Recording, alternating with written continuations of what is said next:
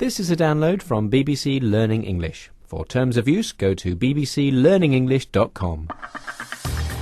This is 6 Minute English. I'm Yvonne Archer, and thanks to Callum for joining me today. Hello, Yvonne. Hi, Callum.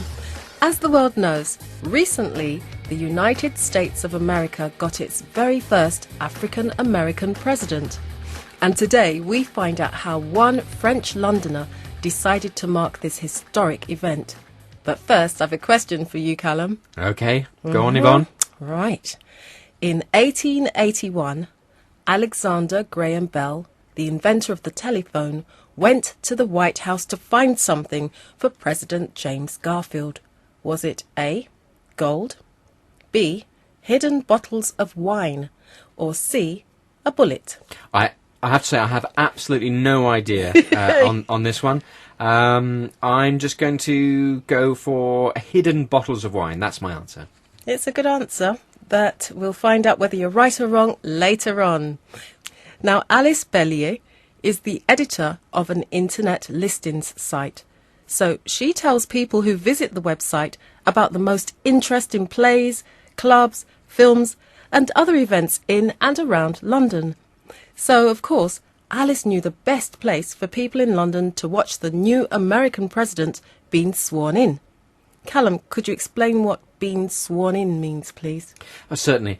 When someone is sworn in, it means that they take an oath, which is a serious, sincere promise. For example, at the beginning of a court trial, a witness is sworn in to promise to tell the truth.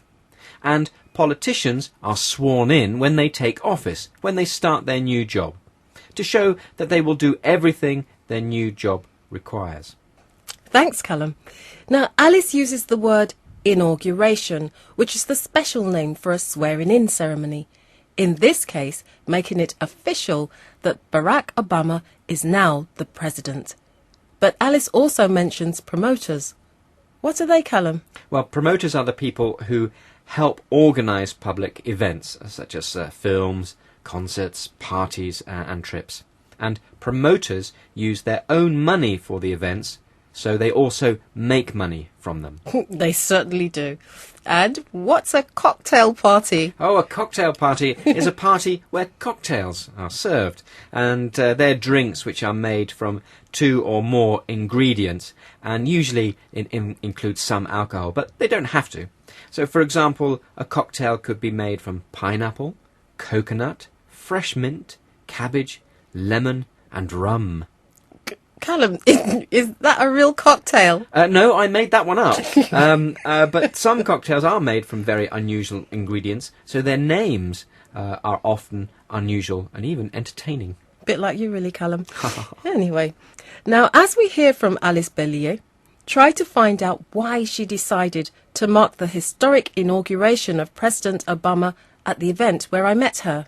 Because all events, you have all these promoters doing something around it, and throwing some cocktail parties and DJ parties. And I just wanted to watch the inauguration with like-minded people. Callum, why did Alice choose to go to one particular event rather than any of the others she knew about?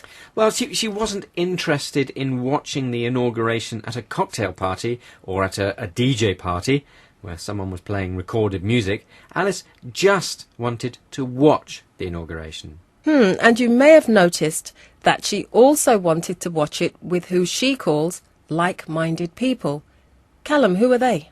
People who are like-minded have similar views or interests to us, so we usually get on with them very well. Their minds often work in a similar way to our own, so we call them like-minded people. bbclearningenglish.com. Well, I asked Alice to explain who she means by like-minded people. People who are for Obama, who support Obama, and who are happy to have a black president of the United States of America. Now, as someone who is happy that President Obama is in the White House, I wondered what Alice expects from him. Well, I think that people are putting too many expectations on Obama. Personally, all I'm asking is that he's a good president for the United States first, because most people think that he's going to be the president for all black people around the world, but that's not the case. So at this point, Alice only asks that President Obama does his job well for his own country. But she also thinks that people expect too much of him. They want him to do more than he'll be able to do. Do you think she has a point there, Callum? I think she does. There's such high expectations that I think it'll be nearly impossible for him to live up to everybody's dreams. I agree. Well, it's time now for the answer to today's big question. Callum, what was Alexander Bell looking for in the White House back in 1881? Well, I thought it was some wine. Was I right? No, for a change you were wrong. No. Yes, he was looking for a bullet. President Garfield had been shot, and the bullet was still in his body. Oh, I see. Anyway, that's it for today's 6 Minute English. Goodbye. Goodbye. bbclearningenglish.com